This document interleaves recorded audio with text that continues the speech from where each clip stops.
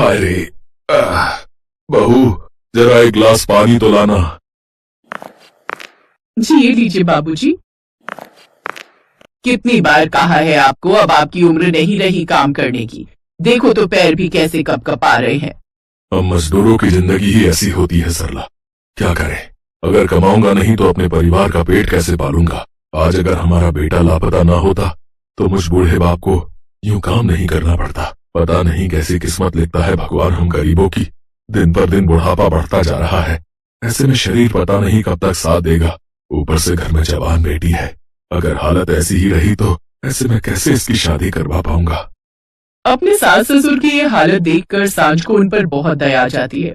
दरअसल रामकिशोर और सरला का एक बेटा था सुरेश, जो कि कुछ साल पहले मजदूरी के लिए शहर गया था, लेकिन वहां जाने के साल भर बाद ही वो लापता हो गया और उसकी अब तक कोई खबर नहीं थी। अपने मजबूर ससुराल वालों की ऐसी हालत देख अब सांझ फैसला लेती है कि अब वो काम करेगी। इसलिए अब वो काम की तलाश में पहाड़ों पर निकलती है, लेकिन उसकी समझ में कुछ नहीं आ रहा था कि आखिर वो क्या काम करे। वो पहाड़ी इलाके के उस टूरिस्ट प्लेस पर पहुंचती है जहां बहुत से टूरिस्ट घूमने आते थे। उस जगह पर खाने के तरह तरह के ठेले भी लगे हुए थे, लेकिन फिर भी कुछ टूरिस्ट थे जो निराश होकर वहां से जा रहे थे। वाह, क्या खूबसूरती है इन पहाड़ों की। लेकिन एक बात है, यहाँ का नजारा जितना अच्छा है ना, उतनी बकवास यहाँ की मैगी है यार। न जाने कितनी बकवास मैगी बनाते हैं। बिल्कुल ठीक कहा तुमने। बस ऐसे ही फेमस हो रखे ये पहाड़ी लोग अपनी पहाड़ों वाली मैगी के नाम से। पहाड़ों वाली मैगी, हाँ मैं ये काम शुरू कर सकती हूँ। वैसे भी मुझे तो तरह तरह की मैगी बनानी आती है। ऊपर से घर में भी सब कहते हैं कि मैं मैगी बहुत अच्छी बनाती हूँ। अगर मैं मैगी का काम शुरू करूँ तो हो सकता है मैं अच्छी कमाई शुरू कर सकूं। घर आकर संध्या ये बात अपने सास ससुर को बताती है। माँ जी, बाबूजी, मैंने सोच लिया है, मैं अब मैगी बनाने का काम शुरू करूंगी। टूरिस्ट प्लेस पर आने वाले ज्यादातर टूरिस्ट पहाड़ों वाली मैगी को टेस्ट भी करना चाहते हैं, लेकिन उन्हें उनकी पसंद की मैगी मिल नहीं पाती। वैसे भी उस जगह पर मुश्किल से 1-2 मैगी वाले ही हैं जो अपनी मर्जी से उनसे पैसे मांगते हैं, और मैं नहीं चाहती कि कुछ लोगों की वजह से हमारी पहाड़ों वाली मैगी बदनाम हो। और बाबूजी की हालत तो आप सब जानते हो, इस ठंड में वो बाहर जाकर काम कर नहीं पाएंगे, तो घर खर्च चलाने के लिए हमें ही कुछ करना होगा। भाभी बिल्कुल ठीक कह रही है माँ, बाबूजी को अब आराम करना चाहिए, और सर्दियों का ही महीना तो पैसा कमाने के लिए अच्छा होता है। इस वक्त टूरिस्ट स्नोफॉल देखने के लिए दूर दूर से आते हैं। क्या पता भाभी का ये काम चल पड़े। मुझे लगता है ये दोनों ठीक कह रही हैं, और बहू के इस काम में मैं उसका साथ दूंगी। हम दोनों सास बहू मिलकर मैगी का ठेला लगाएंगे। अच्छा ठीक है, जैसी तुम सबकी मर्जी। संध्या बहू, ये ले कुछ पैसे रख और इससे जरूरी सामान ले आ। ठीक है बाबूजी। अगले दिन से दोनों सास बहू मैगी बनाने का सामान, कुछ लकड़ियां, त्रिपाल लेकर चल पड़ती हैं और अपनी छोटी सी दुकान लगाने लगती हैं। तभी कुछ आदमी वहां आते हैं। अरे ओ, ये यहाँ से अपनी दुकान हटाओ। वैसे भी यहाँ पहले से ही मैगी वाले हैं, तुम और आ गई यहाँ। लेकिन हमने पहले ही यहाँ के मालिक से बात कर ली है, फिर तुम क्यों हमें मैगी बनाने से रोक रहे हो? अरे क्योंकि इधर मैं मैगी बेचता हूँ, इसलिए कोई और यहाँ मैगी नहीं बेच सकता। चलो अब भागो यहाँ से। चल बहू, यहाँ से चलते हैं। हम पीछे चलकर अपनी मैगी की दुकान लगाते हैं। लेकिन माँ जी, इतने पीछे तो कोई टूरिस्ट आएगा ही नहीं। अरे हमारी मैगी में पड़ने वाले मसालों की खुशबू इतनी अच्छी है कि लोग अपने आप खींचे चले आएंगे, और जब भगवान ने हमें यहाँ तक का रास्ता दिखाया है तो आगे भी दिखाएगा। इतना सब होने के बाद भी दोनों सास बहू हार नहीं मानती। फिर कुछ देर तक जब कोई भी ग्राहक नहीं आता तो संध्या टूरिस्ट के पास जाती है। सुनिए, आप अगर यहाँ की सबसे अच्छी मैगी खाना चाहती हैं तो चलिए मेरे साथ। हम ऐसी मैगी बनाकर आपको खिलाएंगे कि आप उसका स्वाद भूल नहीं पाओगे। अच्छा ऐसी बात है, अगर तुम इतने विश्वास के साथ कह रही हो तो ठीक है, एक बार तुम्हारी मैगी ट्राई करके देख लेते। अरे नहीं विराज, तुम्हें याद है जब रोशनी और रौनक यहाँ से घूम कर गए थे तो उन्होंने क्या कहा था कि ये पहाड़ी लोग एक तो इतनी महंगी मैगी बेचते हैं, ऊपर से उसका स्वाद भी कितना बेकार होता है। नहीं नहीं मैडम, आप एक बार हमारे यहाँ की मैगी खाकर तो देखिए, और दाम भी औरों के मुकाबले कम है, सिर्फ 50 रुपए प्लेट। और अगर आपको पसंद ना आए तो आप वो पैसे भी मत देना। अच्छा, इतनी तारीफ कर रही हो अपनी मैगी की, तो चलिए एक बार चलकर देख ही लेते हैं। संध्या बड़ी मुश्किल से उन 2 ग्राहकों को अपनी दुकान पर लाती है, फिर बहू जल्दी से मैगी बनाती है। वाह, ये तो सचमुच कमाल की मैगी है। सच में इतनी टेस्टी मैगी तो हमारे दिल्ली शहर में भी नहीं मिलती। सच कहूँ तो मुझे बड़ा दुख हो रहा है कि आज का दिन हमारी इस ट्रिप का आखिरी दिन है, लेकिन अब मैं अगली बार यहाँ आऊंगी तो तुम्हारे यहाँ की मैगी खाऊंगी। साथ ही अपने और दोस्तों को भी बताऊंगी कि वो भी जब घूमने आए तो यहीं की मैगी खाएं। उस दिन ग्राहकों का अच्छा रिस्पांस मिलने से उन दोनों का हौसला और भी बढ़ जाता है, जिससे पहले ही दिन दोनों को पूरे 800 रुपए की कमाई होती है। ऐसे ही कुछ दिन बीत जाते हैं। अब दोनों सास बहू हर रोज उस जगह आकर अपनी मैगी की दुकान लगाती, लेकिन अभी भी उनके पास इतनी भीड़ नहीं आती जितनी दूसरे मैगी वालों की दुकान पर होती। ये देख संध्या दिमाग लगाती है और टूरिस्ट गार्ड और टूरिस्ट बस के ड्राइवर से जाकर कहती है, अगर आप लोग मेरे मैगी के ठेले पर ग्राहक भेजेंगे तो मैं हर रोज कमाई के हिस्से का 10% आप लोगों को दूंगी। बस आपको एक काम करना है कि जब भी कोई टूरिस्ट मैगी खाने के बारे में पूछे तो आप उसे मेरे यहाँ भेज दें। अरे वाह, ये तो बहुत ही अच्छी डील है। इससे तो मेरी अच्छी साइड इनकम भी हो जाएगी। अब संध्या अपने काम को बढ़ाने के लिए काफी मेहनत करती है। अब जो कोई भी उस सनसेट पॉइंट पर आता तो मैगी खाने वाले सभी ग्राहक उसी के ठेले पर आते, जिससे सास बहू की कमाई अच्छी खासी होने लगी। बस अब ऊपर वालों ने चाहा तो जल्द ही हमारे दुख दूर हो जाएंगे। सास बहू सुबह से शाम तक मैगी बेचती, लेकिन इससे दूसरे मैगी वाले उनसे चिढ़ने लगे। जल्दी से मैगी की प्लेट लगा दीजिए। आपको पता है हमने आपकी पहाड़ी मैगी की इतनी तारीफ सुनी है कि हमने रास्ते में कहीं खाना भी नहीं खाया, यही सोचकर कि अब सीधा आपके यहाँ की मैगी खाएंगे। ये सुनकर मदन और जगदीश, जो कि उसी टूरिस्ट प्लेस पर मैगी बेचते थे, सास बहू की इस कमाई से बहुत गुस्सा हो जाते हैं। चुपके से उनकी बनाई हुई मैगी में कॉकरोच डाल देते हैं। जब टूरिस्ट मैगी खाने लगते हैं तो उसमें पड़े उस कॉकरोच को देखकर बहुत गुस्सा हो जाते हैं कि तभी वहाँ पर एक टूरिस्ट आता है जिसने अपने कैमरे में सब रिकॉर्डिंग की होती है। मैं जब इन हसीन वादियों का वीडियो बना रहा था तभी मेरे कैमरे में ये सब कैद हुआ। मैंने इन दोनों आदमियों को इनकी मैगी के सामान में ये कॉकरोच डालते हुए रिकॉर्ड कर लिया था। यकीन नहीं होता तो ये देखिए।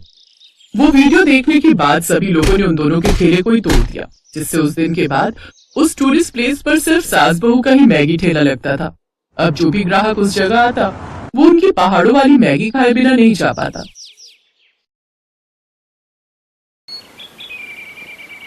सुरेश एक चाउमीन के ठेले पर काम करता था, पर उस ठेले का मालिक सोहन लाल बहुत ही खड़ूस स्वभाव का था।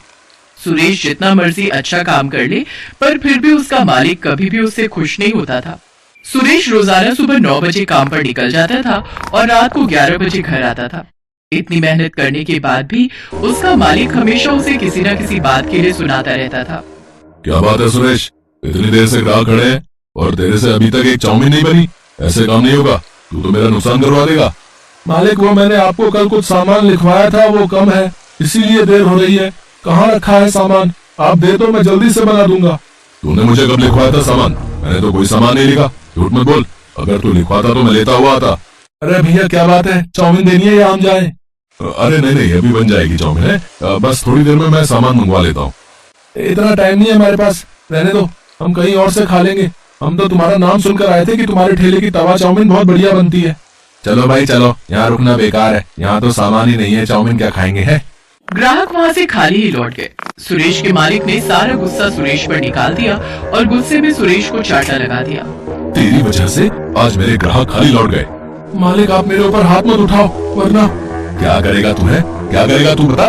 गरीब भिखारी, मेरे टुकड़ों पर पलने वाला, मेरे को आंखें दिखा रहा है। अरे तू नौकर है, मेरा नौकर। मैं चाहे तुझे मारूं या फिर तेरे साथ कुछ भी करूं, तुझे सब कुछ सहन करना पड़ेगा। मालिक, मुझे आपके पास नौकरी नहीं करनी, आप मेरा हिसाब कर दो, मैं नौकरी छोड़ रहा हूँ। क्या कहा? नौकरी छोड़ रहा है? अब इतनी जल्दी मैं दूसरा नौकर कहाँ से लाऊंगा? 1 रुपया भी नहीं मिलेगा। करना है तो कर, वरना बिना पगार लिए ही यहाँ से निकल जा। मालिक, आपने पिछले 2 महीने से मेरे पैसे नहीं दिए हैं, ये तो गलत बात है। मुझे जब आपके यहाँ नौकरी करनी नहीं तो आप मेरे पिछले पैसे दे दो ना। तेरे पास क्या सबूत है कि मैंने तुझे 2 महीने के पैसे नहीं दिए? जा कर ले जो करना है, मैं तुझे पैसे नहीं दूंगा। सुरेश बिना पगार लिए ही घर लौट आता है। तुम्हारे पैसे मार लिए, तुम्हारे ऊपर हाथ भी उठा दिया। अरे वो कैसा इंसान है। चलो तुम और मैं अभी चलते हैं। कैसे नहीं देगा वो पैसे? अरे पार्वती, वो इंसान ठीक नहीं है, उसके मुंह ना ही लगो तो सही रहेगा। छोड़ो, जाने दो। पर ये तो बहुत नुकसान हो गया ना, तुम्हारे हाथ में कोई काम भी नहीं है, घर का गुजारा कैसे होगा? पार्वती, मेरे हाथों में हुनर है जिसकी वजह से मैं अपना खुद का काम शुरू कर सकता हूँ। बस मुझे थोड़े पैसों की जरूरत होगी और मैं थोड़े पैसे कमाकर फिर से ये काम शुरू कर दूंगा। सुरेश ने थोड़ी मजदूरी करनी शुरू कर दी ताकि वो पैसे कमाकर तवा चाउमीन का ठेला लगा सके। पर एक दिन, अरे पार्वती भाभी, अरे जल्दी चलो। अरे सुरेश भैया बिल्डिंग की सीढ़ियों से गिर गए हैं, उन्हें बहुत चोट आई है। क्या चोट आ गई? कहाँ है भैया? बिल्डिंग के मालिक ने पड़ोस के अस्पताल में भेजा है। सुरेश भैया के सिर पर गहरी चोट आई है। पार्वती दौड़ती हुई अस्पताल जाती है। सुरेश इस दुर्घटना में अपनी आंखों की रोशनी खो देता है। एक के बाद एक परेशानियां सुरेश के परिवार को घेर लेती हैं। सोच रहा था थोड़े पैसे कमाकर तवा चाउमीन का ठेला लगा लूंगा, पर ये मुसीबत आ गई। अब तो मैं देख भी नहीं सकता। मोहताज हो गई है जिंदगी मेरी पार्वती। मैंने ऐसा कभी नहीं सोचा था। ऐसा न कहो, जिंदगी में अगर परेशानी आई है तो उनसे निकलने का हल भी हम मिलकर ढूंढेंगे। आप ठेला नहीं लगा सके तो क्या हुआ, मैं तवा चाउमीन का ठेला लगाऊंगी। बस आप मुझे तरीका बताते जाना, मैं उसी तरीके से बनाने की पूरी कोशिश करूंगी। मैं भी आपकी मदद करूंगी मम्मी। मैं भी आपकी मदद करूंगा मम्मी। ठीक है मेरे प्यारे बच्चों, तुम सब तो मेरी हिम्मत हो। पार्वती उधार पर चाउमीन बनाने का सामान और ठेला ले लेती है। सुरेश उसे बोल बोल कर तवा चाउमीन बनाना सिखाने लगा। जब पार्वती बाजार में तवा चाउमीन का ठेला लगाती तो सुरेश और बच्चे भी उसके साथ ही रहते। पार्वती धीरे धीरे बहुत ही बढ़िया तवा चाउमीन बनाना सीख गई। ग्राहक भी पार्वती के ठेले पर आते तो तवा चाउमीन की बहुत तारीफ करते। सुरेश भैया, ये सब कब हुआ? आपको मैंने सोहनलाल के ठेले पर कई बार तवा चाउमीन बनाते हुए देखा है। आवाज तो जानी पहचानी लग रही है। पहले के ग्राहक मेरे बहुत अच्छे बातचीत वाले हो गए थे। क्या करूं भैया, मालिक ने अपने ठेले से निकाल दिया था। मजदूरी करके थोड़े पैसे कमाने थे तो यह हादसा हो गया। कुछ ग्राहक तो सुरेश को पहले से ही जानते थे।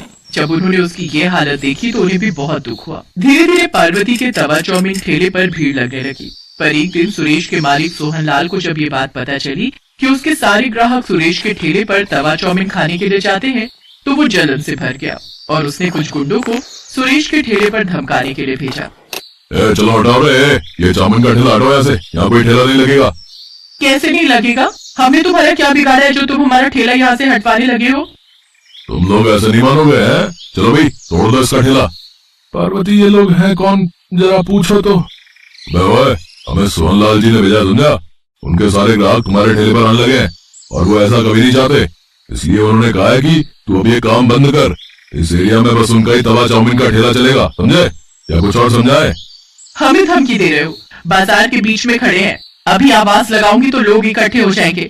अरे भाइयों बहनों, जरा हमारी मदद करो। देखो ये गुंडे हम गरीबों पर जुल्म कर रहे हैं। क्या हुआ बहन जी, चिंता मत करो, हमारे होते हुए गुंडे आपका कोई नुकसान नहीं पहुंचा सकते। चिंता मत करो, हम अभी इनकी वीडियो बनाकर सोशल मीडिया पर डालते हैं। क्या नाम बता रहे हो भैया, तुम्हें किसने भेजा है? गुंडे थोड़ा घबरा जाते हैं। उनके आसपास लोगों की भीड़ जुटने लगती है, जिनमें से कुछ मीडिया के लोग भी थे और कुछ जर्नलिस्ट, कुछ यूट्यूबर। फिर क्या था, उनको देखकर गुंडे बुरी तरह डर जाते हैं। इतनी देर में सोहनलाल भी आ जाता है। अब तो भीड़ सोहनलाल के पीछे पड़ जाती है। आप सब जानते हैं इस बेईमान ने मेरे पति के 2 महीने के पैसे मार लिए और इन्हें नौकरी से निकाल दिया। आज मेरे पति की हालत इसी की वजह से है। सीधी तरह से इन गरीबों के पैसे लौटा दो, वरना तुम्हारा ये हाल होगा कि तुम सोच भी नहीं सकते। मैं एक न्यूज रिपोर्टर हूँ, भले ही आज मैं ड्यूटी पर नहीं हूँ, पर अपना फर्ज भली भांति जानती हूँ। सीधी तरह देते हो या तुम्हारे खिलाफ खबर छापूं? नहीं, मैं पैसे देता हूँ। सोहनलाल डर जाता है और वो पार्वती के हाथ में सुरेश के पैसे और बाकी सबके कहने पर उसका जो भी नुकसान हुआ उसमें पैसे बढ़ाकर देता है और उस दिन के बाद उन्हें तंग न करने का वादा करता है। काफी लोग सुरेश और पार्वती की मदद के लिए आते हैं और फिर सुरेश का इलाज भी करवाने के लिए बहुत से लोगों ने मदद की, जिससे सुरेश की आंखों का ऑपरेशन हो गया और उसकी आंखों की रोशनी फिर से लौट आई और सुरेश और पार्वती दोनों मिलकर अपने तवा चाउमीन के ठेले पर